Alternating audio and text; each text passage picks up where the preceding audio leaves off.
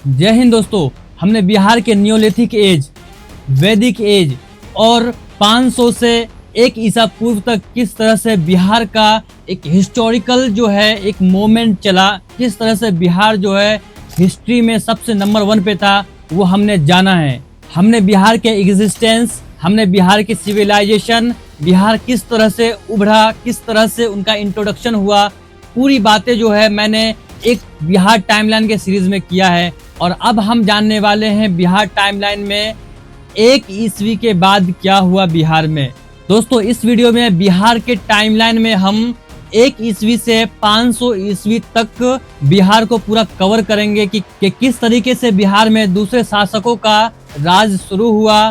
क्या कोई ऐसा राजा बना जो चंद्रगुप्त मौर्य के बराबर हो? बिहार में मौर्य साम्राज्य खत्म होने के बाद फिर कोई शासक उभरा और एक नए सदी में एंट्री लेने के बाद बिहार का क्या हालात था और किस तरह से नई सदी का बिहार में एजुकेशन पर, डेली लाइफ पर और साथ ही साथ पॉलिटिकल पावर, इकोनॉमिक हब, किस तरह से बिहार पर असर पड़ा, इन सब बातों को जानेंगे। और विकसित बिहार जहां ज्ञान की गंगा बहती थी, व्यापार का संगम था, किस तरीके से इस पर असर हुआ जो आज सिर्फ एक कल्पना मात्र है, इन सभी के बारे में जो है हम जानेंगे। तो आइए दोस्तों, वीडियो शुरू करते हैं।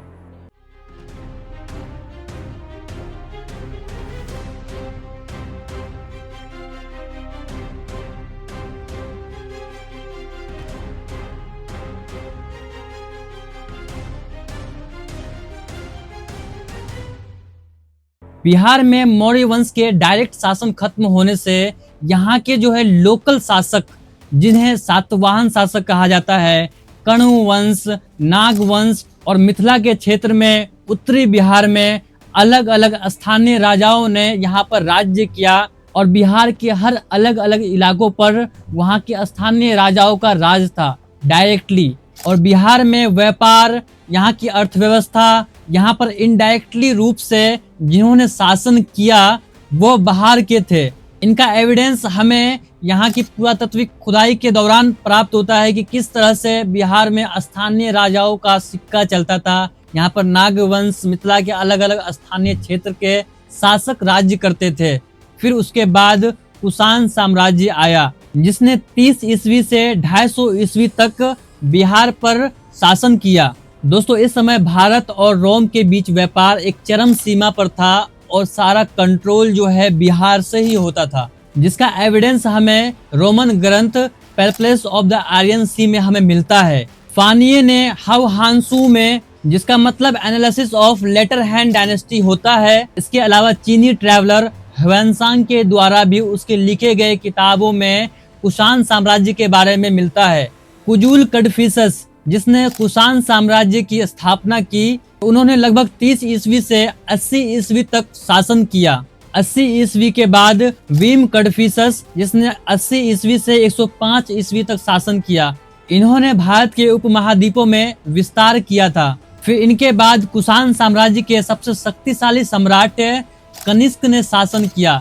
इन्होंने लगभग 127 ईस्वी से 150 ईस्वी तक शासन किया। कनिष्क ने बिहार में बौद्ध धर्म को बहुत ज्यादा ही बढ़ावा दिया और इसके दरबार में बहुत सारे ऐसे महापुरुष निकले जिन्हें आज भी पूरी दुनिया पढ़ती है, जानती है। अश्वघोष, नागार्जुन, चरक, वसुमित्र और पार्श्व जैसे महान विद्वान बिहार में इसी दौर में हुए। इन महान विद्वानों की रचनाओं को आज भी हम पढ़ते हैं, आज भी किताबों में इन्हें बताया जाता है। कनिष्क के शासन के बाद हुइस उनका उत्तराधिकारी बना, जिसने 150 से 180 ईस्वी तक शासन किया। दोस्तों, हुइस्क ने मगध को अपना केंद्र बिंदु बनाए रखा और इस दौरान सिल्क रूट और व्यापार में उन्नति होता रहा। इनके शासन काल में बिहार एक व्यापारिक मार्ग था जो चीन और पश्चिमी एशिया से कनेक्ट करता था। और साथ ही बिहार के फेमस इलाके, जिन्हें चंपा, भागलपुर कहते हैं, पाटलिपुत्रा जो आज पटना है, और वैशाली, इन सभी को व्यापारिक केंद्र बनाए रखा। इनके बाद बिहार में कुषाण साम्राज्य के सबसे अंतिम शासक वसुहिस्क, जिन्होंने 190 से 230 ईस्वी तक बिहार पर शासन किया, उनका दौर आया। जब वसुहिस्क बिहार पर शासन कर रहे थे तो इनका जो है कब्जा डायरेक्टली नहीं था, बट इन्होंने बौद्ध धर्म को प्रचार करने में और इसी के दौर में नालंदा में काफी ज्यादा डेवलपमेंट हुआ था और बहुत सारे बौद्ध केंद्रों को इसी काल में विकसित किया गया था। इनके बाद बिहार पर गुप्त वंश शासन करता है, जिसका संस्थापक श्री गुप्त था, जिन्होंने 240 से 280 ईस्वी तक शासन किया। श्री गुप्त ने छोटे से स्थान से शासन शुरू किया था। उन्होंने गुप्त वंश की स्थापना की थी, जो बाद में जाकर भारत के सबसे शक्तिशाली राजवंशों में से एक बना। इस काल में श्री गुप्त ने जिस मेन जगहों पर शासन किया उनमें से था उत्तर प्रदेश, बिहार का मगध वाला क्षेत्र और साथ ही बंगाल के इलाकों में उन्होंने शासन किया और उन्होंने बिहार को व्यापार और कृषि का जो है मेन क्षेत्र बनाए रखा, जिनसे गंगा और सोन नदी के किनारे बसे हुए नगर शहर जो है बहुत ही ज्यादा डेवलप हुआ। श्रीगुप्त के बाद घटोत्कच, जिन्होंने 280 से 319 ईस्वी तक शासन किया। दोस्तों, घटोत्कच ने गुप्त वंश को एक मजबूत नींव दी, क्योंकि इन्होंने जो है स्थानीय राजाओं के साथ संघर्ष कर कर उन्हें हराया और उनके राज्यों को, उनके क्षेत्रों को कब्जा कर लिया और अपने राज्य की सीमाओं को बहुत ज्यादा बढ़ा दिया। बहुत सारे अलग अलग व्यापार को अपने अंडर में ले लिया। घटोत्कच ने नालंदा और बोध गया में बौद्ध मठों को संरक्षण दिया। साथ ही बिहार में चल रहे वैदिक परंपराओं को भी उन्होंने महत्व दिया और उनका सम्मान किया। घटोत्कच गुप्त वंश का एक ऐसा शासक बना जिनके संघर्ष और जिनके बल से बिहार स्वर्ण युग में प्रवेश कर सका। घटोत्कच के बाद उनका पुत्र चंद्रगुप्त प्रथम उनका उत्तराधिकार बना और उन्होंने 319 से 335 ईस्वी तक शासन किया।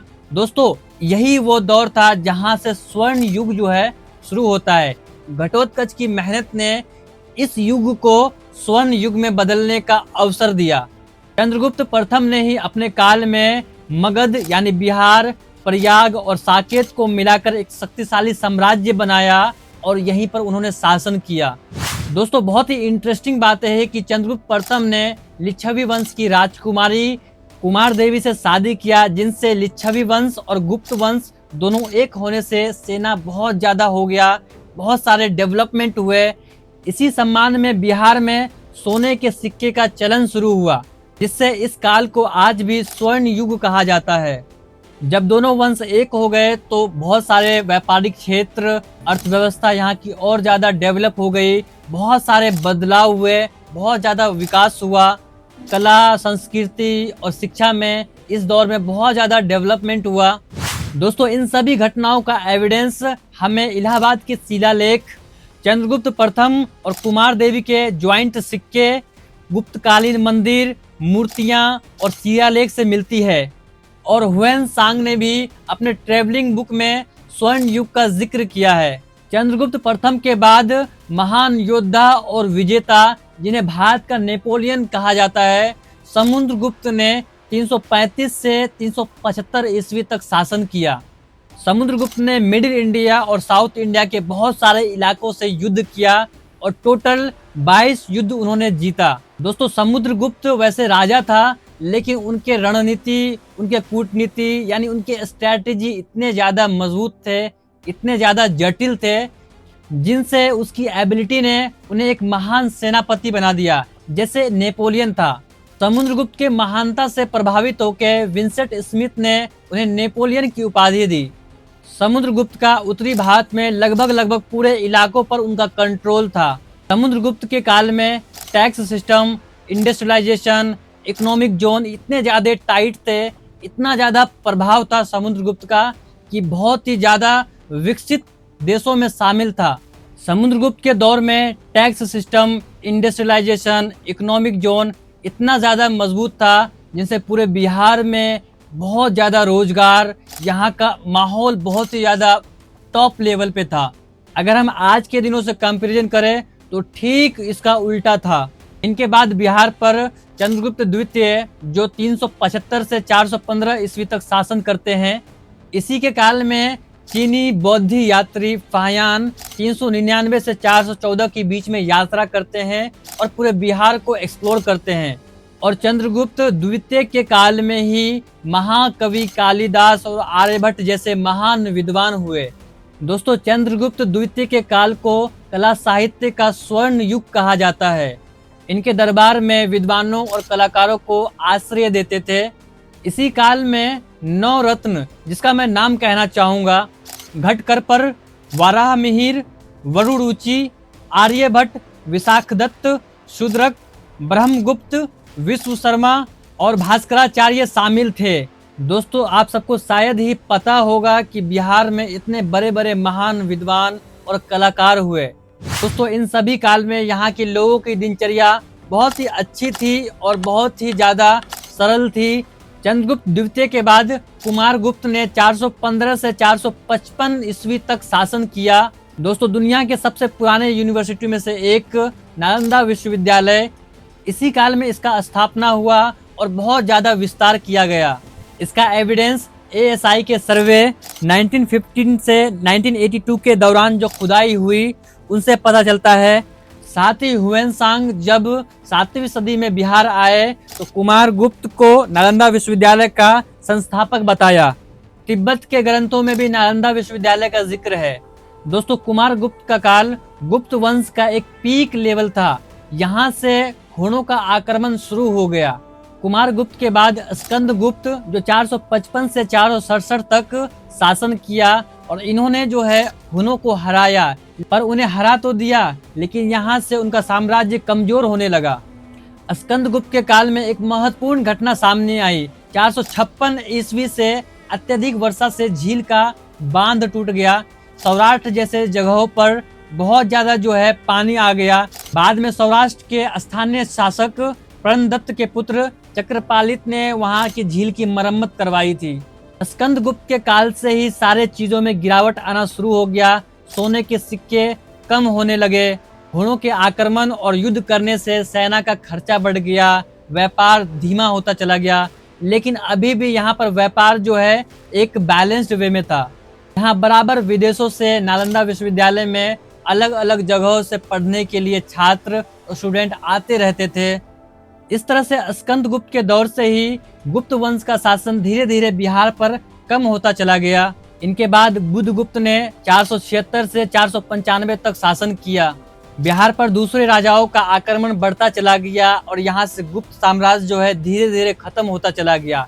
बुधगुप्त का विश्वास बौद्ध धर्म पर बहुत ज्यादा था, इसलिए जो है उन्होंने बिहार के बौद्ध विहारों पर बहुत सारा धन खर्च किया, जिनसे एक तरफ सेना का खर्चा और दूसरी ओर बौद्ध महाविहारों पर खर्च ज्यादा करने से काफी ज्यादा प्रभाव भी पड़ा।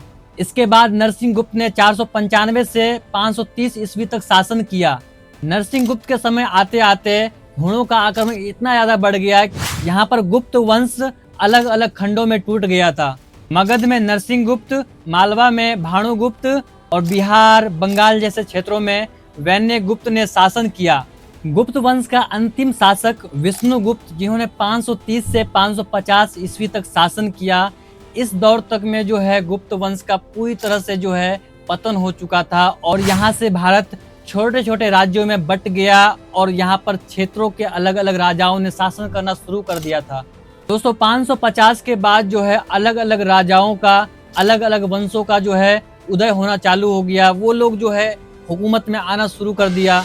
दोस्तों इन सभी राजाओं, अलग अलग वंशों से बिहार पर जिन्होंने राज्य किया, उनसे हमें पता चलता है कि बिहार कितना समृद्ध था, यानी शक्तिशाली था। कितना ज्यादा बिहार में रोजगार, यहाँ पर कितने सारे बहुत सारे व्यापार, इंडस्ट्रियलाइजेशन थे। यहाँ का डेली लाइफ, यहाँ पे एजुकेशन, यहाँ पे अलग अलग तरीके के जितनी भी फैसिलिटीज होते हैं वो सारे यहाँ पर मौजूद थे। लेकिन आज वहीं अगर कंपैरिजन किया जाए आज से तो बहुत ही बुरा हाल है। दोस्तों इस टाइमलाइन सीरीज के जरिए मैं ये एक्सप्लेन करना चाहता हूँ, बताना चाहता हूँ कि अगर हमको अगर हिस्ट्री पता रहेगा तो हम जो है अपने हिस्ट्री से प्रेरणा लेकर आगे बढ़ सकते हैं और अपने बिहार को जो पहले जो गलतियां हुई उन सभी को ध्यान में रख के कुछ कर सकते हैं। इतना सब होने के बाद गुप्त वंश का टूटना, हुनों का आक्रमण, इन सभी चीज़ों के बावजूद अभी भी बिहार बहुत ही ज़्यादा डेवलप था। यहाँ पे एजुकेशन अभी भी सबसे पीक लेवल पे था। दोस्तों किस तरीके से बिहार पर नए राजाओं ने, नए वंशों ने कब्जा किया, यहाँ पर शासन किया, किस तरीके से यहाँ के इतिहास में एक मोड़ आया, वो सभी बातों पे हम चर्चा करेंगे नेक्स्ट वीडियो में। दोस्तों, अगर आपने बिहार टाइमलाइन की सीरीज का पिछला वीडियो नहीं देखा है, जिसमें मैंने 500 BC से 1 BC तक बताया था, अगर आपने वो नहीं देखा है तो यहाँ क्लिक कर कर आप जरूर देखें। मिलते हैं बहुत जल्दी नेक्स्ट वीडियो में। बहुत बहुत धन्यवाद। अगर आपको ये जानकारी अच्छी लगी तो ये लोगों के साथ जरूर शेयर करें।